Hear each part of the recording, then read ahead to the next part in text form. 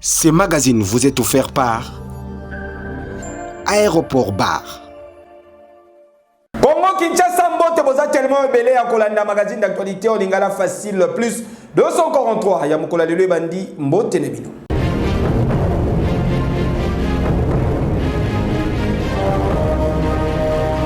Bokomona bino moko ndenge mapinga na biso ekozwa valeur ekozonge la valeur nango ya kala pe ekobanda kobangisa banguna nyonso oyo bakozala na makanisi ya koatake mboka na biso.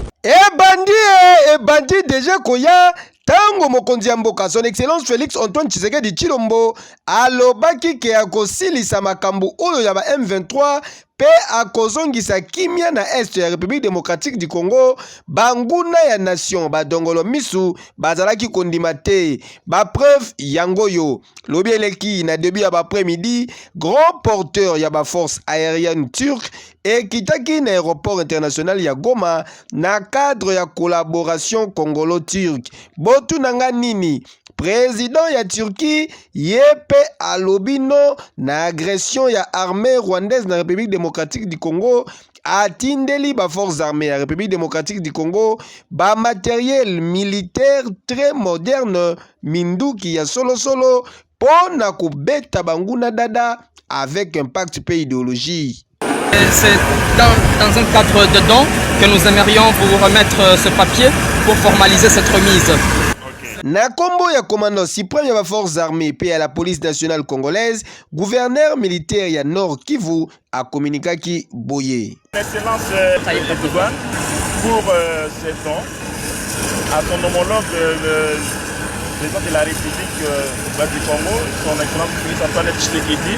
Et en leur nom, nous recevons avec beaucoup de joie au moment où nos unités au front en ont grandement besoin.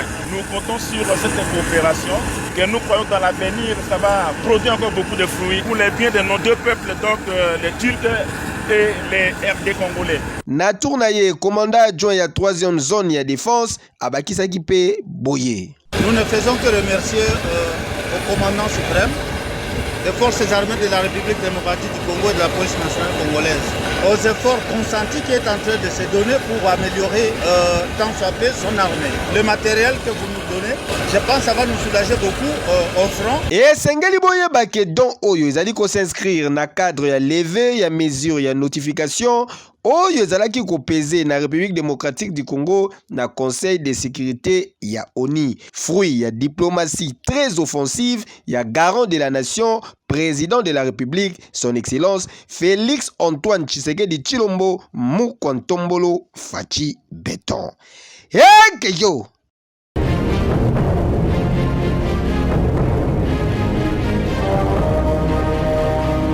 L'inspection générale des finances et les services de contrôle supérieur placés auprès du gouvernement, c'est un service public qui relève de l'autorité directe du chef de l'État.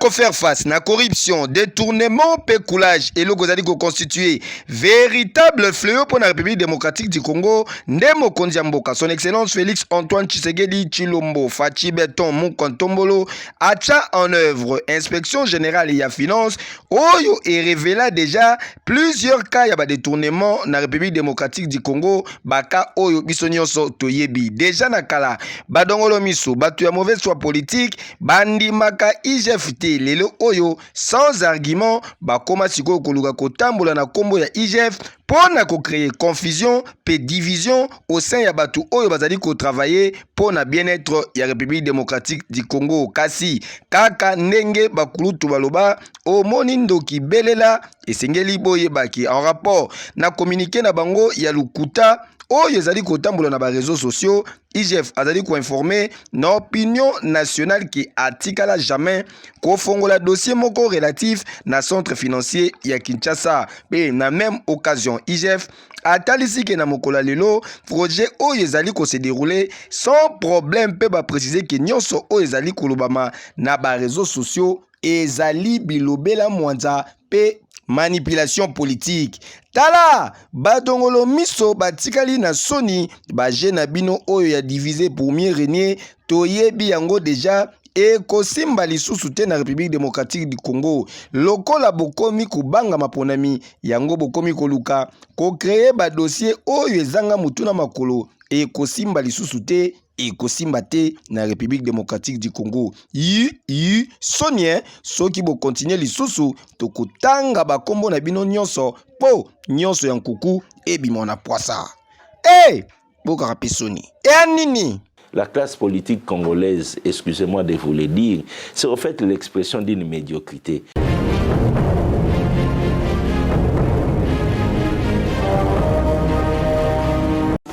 Oui, opération, il y a identification, paix, enrôlement, il y a des électeurs, et Zali Koko, c'est Koko, na ville, province, ya Kinshasa. Lobby Elegi, Liboso, ya centre, ya Seni, artiste musicien congolais, papa chéri, Jibin Piana, Akenaki, ko remplir devoir civique, naye, locaux, la tout bon congolais. Ça va, la moni, elle est bien, pas de tracasseries, ça va. Je suis entré, je me suis bien enrôlé, pas de souci. Parce que c'est un devoir civique. Au Sengeli, Congolais nyonso aya à s'enrôler pour EPSAE ningisa ya voter moto olinga na temps de l'élection. Pour l'instant, je suis encore artiste, mais comme je suis un leader d'opinion dans le peuple congolais va ensemble. Bon, carte, yango, bien sûr, photos à noir et blanc, mais à clair, on voit que c'est JB Piana. Donc, à mon ami, très bien, donc il n'y a pas de souci. En plus, il y a des empreintes, Nina Lissou, donc tranquille. Donc, tout est parfait. Voilà, en tout cas, félicitations à Seni. Moussala Bouffé qui est bien pour Mboké Liboso. Boyende ezalaka pe ezali ko démontrer que Congolais nyonso azali déterminé pona kokende na maponami na ane oyo. Keyo.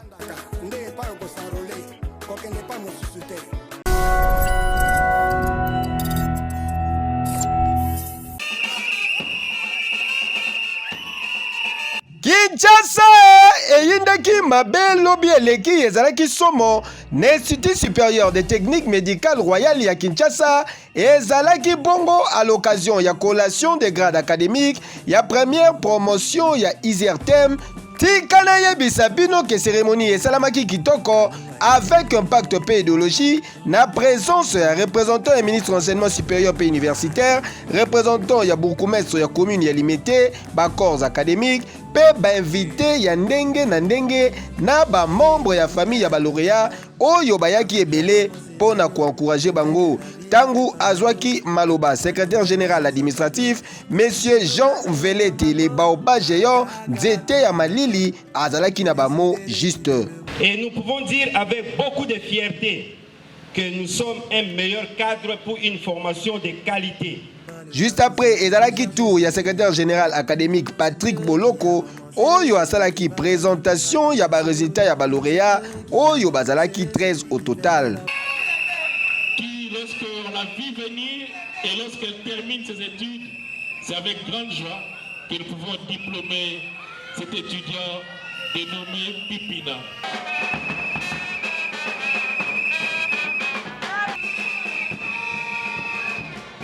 Après Bamo, il y a différentes autorités invitées pour la clôturer la cérémonie des secrétaires généraux académiques à Communicaki Boye. Nous avons vu ces étudiants venir et aujourd'hui je les vois des grandes dames, des grands messieurs, infirmiers polyvalents et ils sont capables parce que des informations que nous recevons de là où ils ont presté durant le stage, il n'y a pas match. Et la concurrence était tellement rude avec d'autres structures qui ont 20 ans d'expérience que nous. Être diplômé, gradué en sciences médicales, ce n'est pas un privilège, ce n'est même pas de l'honneur, mais c'est une grande responsabilité. Et ils comprennent la grandeur ou la hauteur de la responsabilité et ils sont capables de pouvoir relever les défis. Concernant l'inscription où ezali déjà en cours dans la faculté locale technique des laboratoires, sciences infirmières, options hospitalières, puis sage-femme accoucheuse, secrétaire général académique à Bakisaki Boye. Les inscriptions sont déjà en cours.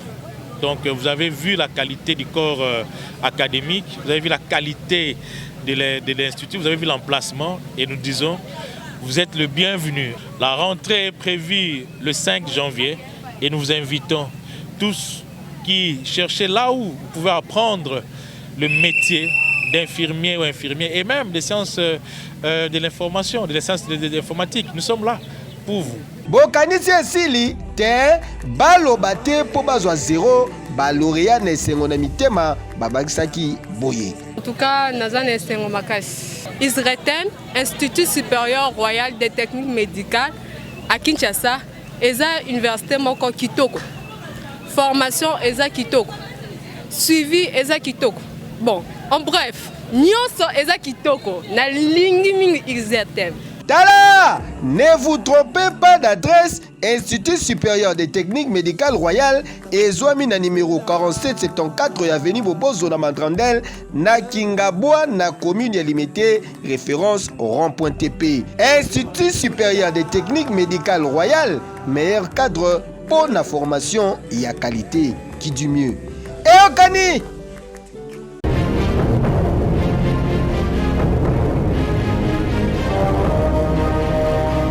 Cité d'ambiance charge ya couloir Kimbuta aéroport bar.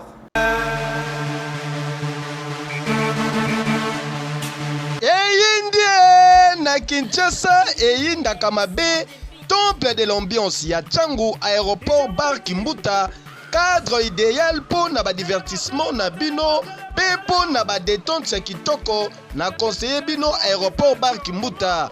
Oh mais la moi kopo ya malili avec vitrine bien équipée na ba DJ professionnel pour na komema bino na ambiance moko électrique.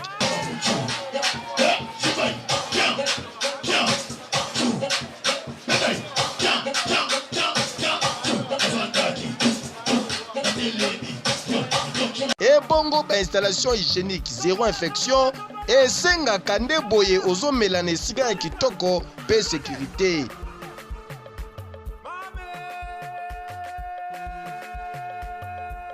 PDG Oniva charge ya Kimbuta lobby aéroport bar Kimbuta saute mouton vitesse ya TGV ba voisin ba kozwa vaccin pour troisième vague za makasi deux fois te au Tchelibaya to lambeli yango.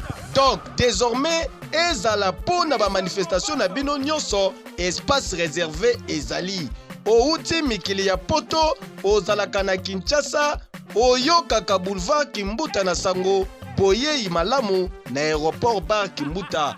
Posoki oyaka Kimbuta okota aéroport bar te seke nanu okoma Kimbuta te. Nani akoloba lisusu?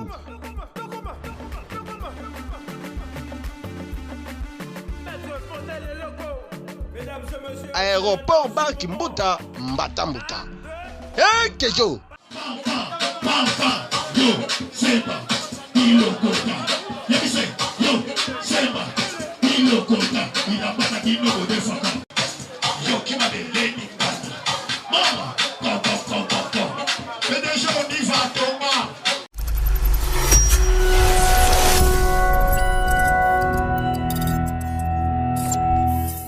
Merci. Tout ça, on a rond-point Ngaba. On a un boulet il n'y a même pas une heure de temps. On a déjà salité. On a rond-point Ngaba. Il y a un autre zone de bateau. Beaucoup de sa commune à Lemba, Sala Salon, Wawate. Bateau Yakin Bopeto, Basala Salon, Wawate. Et puis, ONG Oyo, Bazwa Awa. ONG Oyo, Bazwa Awa, na rond-point Ngaba, pour Yakin Bopeto.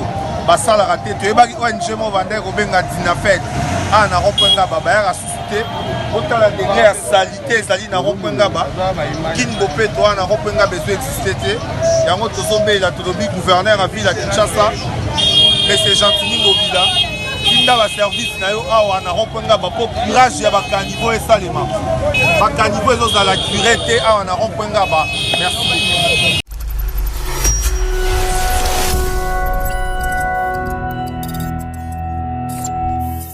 Na route Mokali, tozali bongo na commune ya Kimbantseke, faux policier à s'associer na bakulu na bakati, policier moko lokolo bozo ba détail na reportage ya Luki Gilo.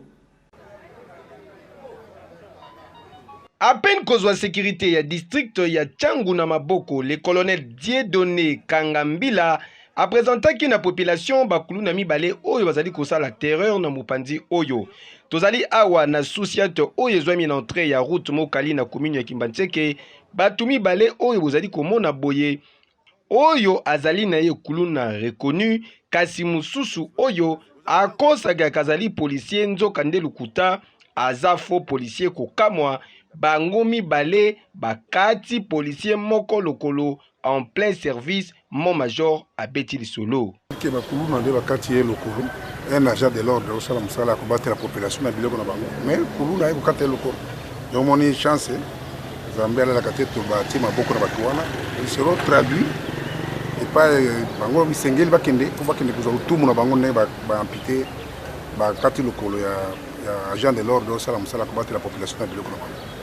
Bon, selon l'analyse que moi-même j'avais faite namoni kaza policier te po bacritère mpenza oyo aza koavance na oyo tozomona pema eza kokokana te po kaza c'est un faux policier faux agent po aza koluka kokota na kati ya monde ya bakuluna po ke avimbisaka effectif ya bakuluna basala mosala bango mabe wana situation ezala confiance kaka na la police biso toza mosala kobatelaka bato na biloko na bango bazaka na confiance tobana tokodemantele bareseau bato nyonso wana baza koderange bango.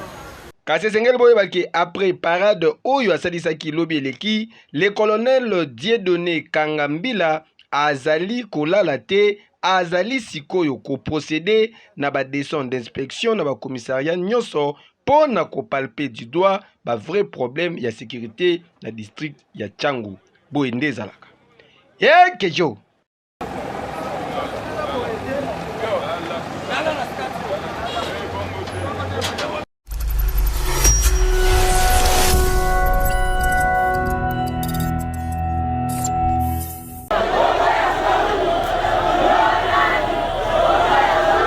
Martin Fayulu Madidi akitaki week-end eleki na Boende chef-lieu ya province ya Chwapa accueilli na foule président ya engagement citoyen pour le développement décidé en sigle atenaki meeting sur place. Bayeko kabambongo balabike bokende koyamba Fayulu te. Est-ce que boyambinga ite? Boyambinga ite? Ezali soni na nani? Au cours ya échange na population, Martin Fayulu Madidi a s'attardaki longuement sur question ya élection à venir na République démocratique du Congo. Na maloba na ye, Martin Fayulu asengaki bango ba se préparer pour un grand changement ba élection ezali koya pas de glissement pe sengeli seni dépolitisé. Yo akobebisa choix ya peuple bondi bayangote. Toyokani yango wana bomoni na ngambo ya biso tokosala makasi po ba élection wana ezala ndenge balobaka na français transparente. Ba manifestation ekoya même wana boyende soki boyoki mot d'ordre botelema. Est-ce que bokotelema to bokotelema te? Bokotelema te. Tokotelema pona seni oyo ekozala ya moto te. Otia ndeko na yo, otia moto ya parti na yo, otia camarade na yo, toboyi yango. Martin Fayulu a signé un contrat de confiance en quelque sorte na population ya Chwapa pour na élection 2023 afin ya ko bâtir nation prospère avec bonne opportunité ya ko améliorer conditions de vie na bango. Kejo. Yango wana 2023 ezali koya. Eloko ya liboso. Merci mingi na ndenge bovotaki ngai massivement na 2018. Nayokaki awa bilenge batata ba mama soki ake na bureau de vote alobi babi wulu natuni wulu nini koba ye makoloboni numéro bo.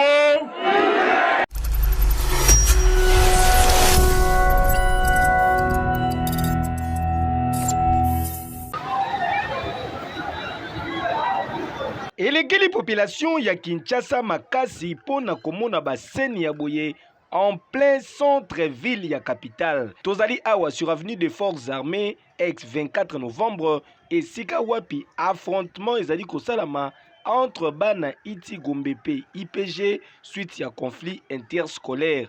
Bokondima te bana classe ba se transformer en véritable coulonaire ba betani mabanga ti moko na bango aye kozwa libanga na mutu akwei chaos sur place babandi ko benda ye lokola soki pe loko nini bolanda neti kaka bozalaki.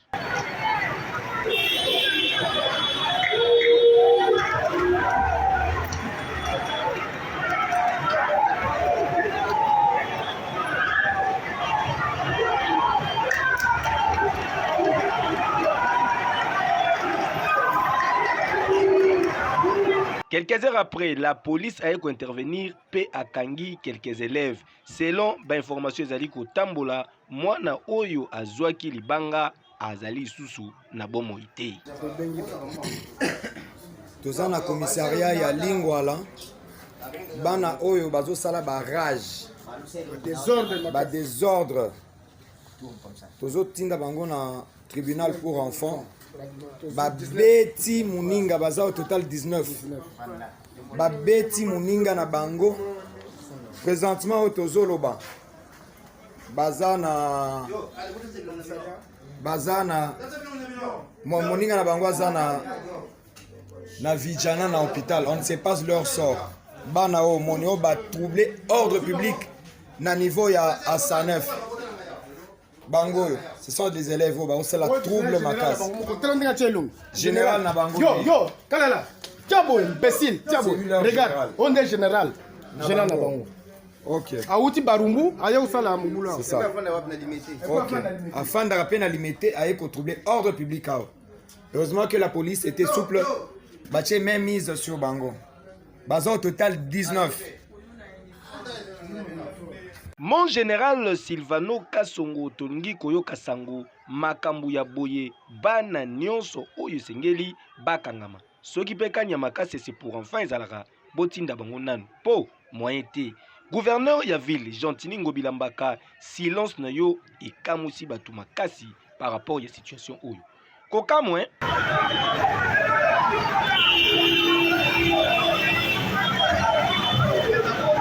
c'est pas quoi you.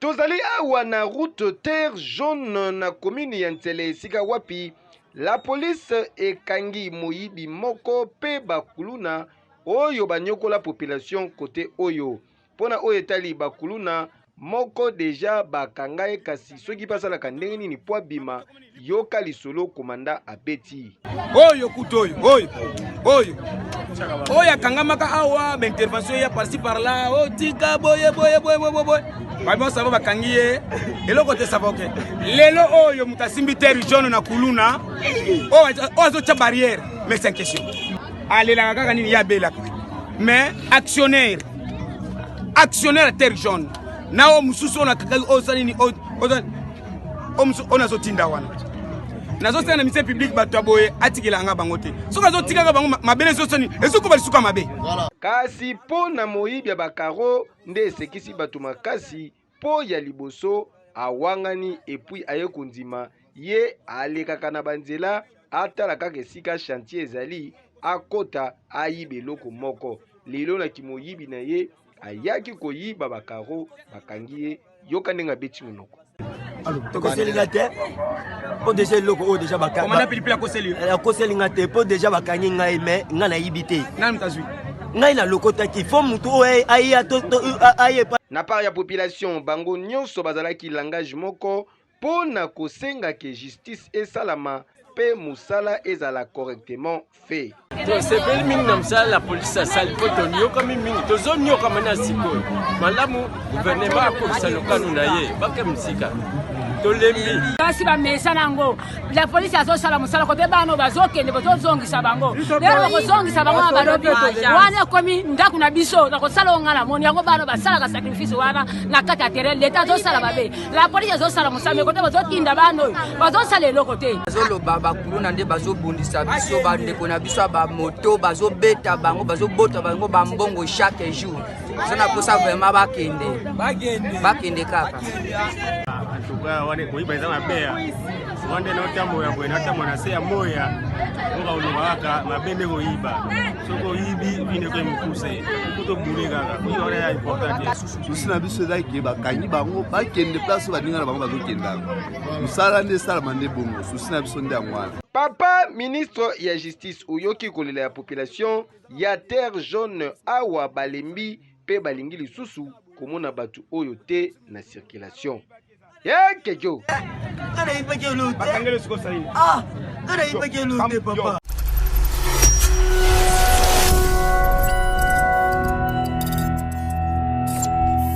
Bawe wa IDPS babeti papa fidèle la zui kuba na ndenge ya kusakana te bolanda. Il s'agit des motards de IDPS au niveau de la poste. Le monsieur était dans le sens opposé, donc sens unique. Il voulait traverser, il était debout. Maintenant, malheureusement, le monsieur ici, le motard, il voulait passer dans le sens unique, donc il a violé la loi. Il est allé cogner le monsieur en question, qui est monsieur Fidèle. Voilà. Maintenant, les gens de IDPS, IDPS Poste, leur bureau, sont venus encore taper le monsieur qu'on a cogné et en plus aller cacher leur monsieur dans les bureaux. Présentement, nous sommes à l'hôpital médical pour qu'on vérifie si c'est qu'est-ce qui s'est cassé parce qu'il pleure la hanche, tu vois les plaies, il pleure la jambe. C'est ça, c'est pourquoi nous, en tant que journalistes, nous disons, puisque même on déclarait qu'ici chez nous, on ne peut pas nous amener, on ne peut pas nous arrêter. L'état de droit n'existe pas chez eux. C'est pourquoi nous, en tant que société civile, nous demandons au président de l'État, nous lui rappelons celui qui a parlé d'un état de droit.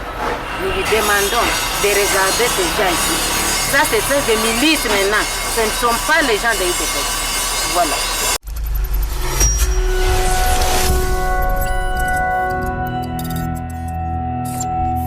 Au débat, nous sommes français.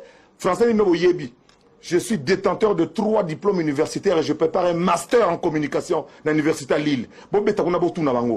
Traduit en justice pour na insulte pe menace, député national honoraire Zachary Baba Baswedi Moula a présenté qui besquise na député Eliezer Tambwepe Daniel Safou à travers vidéo moko qui rendu public dimanche 13 mars 2022. Zakle Atalisike Atenaki ba propos discourtois n'égard na bango na se yakanda. Je voudrais remercier le pasteur Odem Pouy, un homme de Dieu, président de l'Assemblée provinciale de la ville de Kinshasa, qui a bien voulu mener cette médiation entre moi et mes frères chinois, Eliezer Tamboué et Daniel Safou. Je le remercie pour sa disponibilité et pour avoir réussi pendant toute la semaine à nous mettre ensemble. Et il a déjà bien résumé ce que nous sommes dit. Ici, je n'ai rien d'autre à dire que, en toute humilité, j'ai demandé pardon à l'honorable Eliezer Tamboué et à l'honorable Daniel Safou pour des gestes, des mots qui étaient mal placés, qui les avaient touchés dans leur amour propre. Pour Eliezer Tamboué, pour ce qu'il me reproche, j'ai demandé pardon parce qu'il m'a dit que je ne connaissais pas sa vie. J'ai dit, on ne revient pas sur les détails, je présente mes excuses et qu'il les accepte par rapport à l'ensemble des choses que je lui dire. Pour Daniel Safou, il était question de cette fameuse phrase de chanvre. C'est vrai que dans la colère, dans les échanges des mots, cette phrase-là est sortie pour dire que voilà, il fumait du chanvre. En tout cas, moi, je n'ai jamais vu fumer du chanvre. En tout cas, ni dans un milieu pareil. Kasi question moko etikali ya koyebaki soki Eliezer Ntambwe pe Daniel Safu ba retirer ba plainte na bango. Est-ce que action judiciaire esili to parquet a décidé kolandela action na ye? Dossier à suivre. Toi génération Mogoti. Vous comprenez? Bama tabakita Baba Lukola Mabele fils Manina préférable bino. C'est pas na ba image bo pesa merci na Gelor Tawaba zalaki na sima caméra. Ba bébé jamais borata ekeyo. Ce magazine vous a été offert par Aéroport Bar.